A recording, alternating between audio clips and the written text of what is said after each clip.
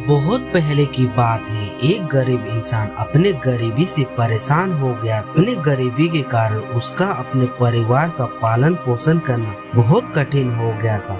एक पत्नी और 2 बच्चों के भरण पोषण के बोझ ने उसके मन में उथल पुथल मचा दी थी। इस उथल पुथल के चलते उसने घर छोड़कर भाग जाने का निर्णय लिया और एक रात वह चुपचाप अपने परिवार को छोड़कर चला गया। वह रात में बिना किसी मंजिल को निर्धारित किए चलता जा रहा था। जब वह एक नदी किनारे पहुंचा तो उसने देखा वह भगवान गौतम बुद्ध अपने शिष्यों के साथ डेरा डाले हुए हैं। यह देखकर उसने निर्णय लिया कि वह सन्यासी हो जाएगा और भगवान बुद्ध का शिष्य बनकर उनके साथ ही विचरण करेगा। यह निर्णय लेकर वह भगवान बुद्ध के डेरे में जाकर उनके चरणों में गिर गया और उनसे विनती करने लगा कि वह उसे अपना शिष्य बनाकर अपने साथ ही रख ले।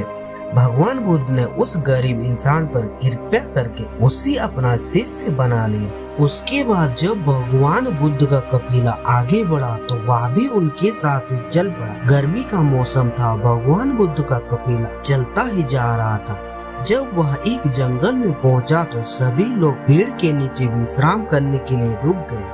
गर्मी के कारण भगवान बुद्ध को काफी जोरों से प्यास लगी थी। उन्होंने अपने नए शिष्य से कहा, यह पास में एक नदी है, तुम जाकर वहां से पानी ले आओ।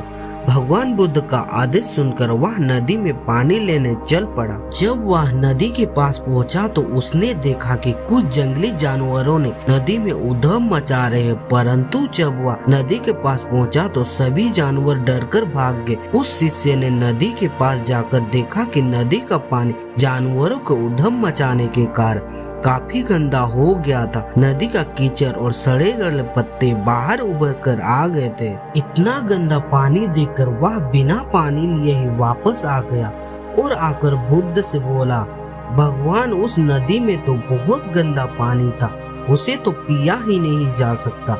शिष्य की बात सुनकर भगवान कुछ देर तक कुछ नहीं बोल, फिर उससे कहा, जाओ जाकर उसी नदी से पानी ले आओ। भगवान बुद्ध का आदेश सुनकर वह शिष्य पानी लेने चल पड़ा, परंतु मन में यही सोचता जा रहा था, भगवान बुद्ध इतने गंदे पानी को पिएंगे कैसे।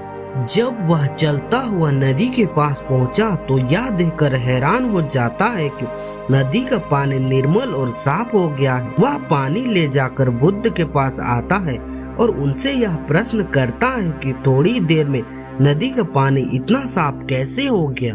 तब भगवान बुद्ध ने उसे समझाते हुए कहा, जब जानवर पानी में उधम मचा रहे थे तब कीचड़ उभर आया था, परंतु कुछ देर शांत रहने पर कीचड़ वापस नीचे बैठ गया और पानी फिर से निर्मल हो गया। इसी प्रकार हमारे मन की भी स्थिति होती है। जीवन की भाग दौड़ और कठिनाइयाँ हमारे मन में उथल पुथल पैदा कर देती है। तब हम गलत निर्णय लेते हैं, परंतु कोई भी निर्णय लेने से पहले अगर हम अपने मन को शांत रखें और धीरज पूर्वक बैठकर सोचें तो हमारे मन में वह उथल पुथल भी पानी की कीचड़ की तरह नीचे बैठ जाती है और तब हम जो भी निर्णय लेते हैं हमेशा ही सही होता है। इसलिए बुरे समय में इंसान को कभी भी धीरज नहीं खोना चाहिए। भगवान बुद्ध का यह उपदेश उसके समझ में आ जाता है और जब वह शांति से बैठकर सोचता है तो यह आभास हो जाता है कि उसने घर छोड़कर गलत फैसला लिया था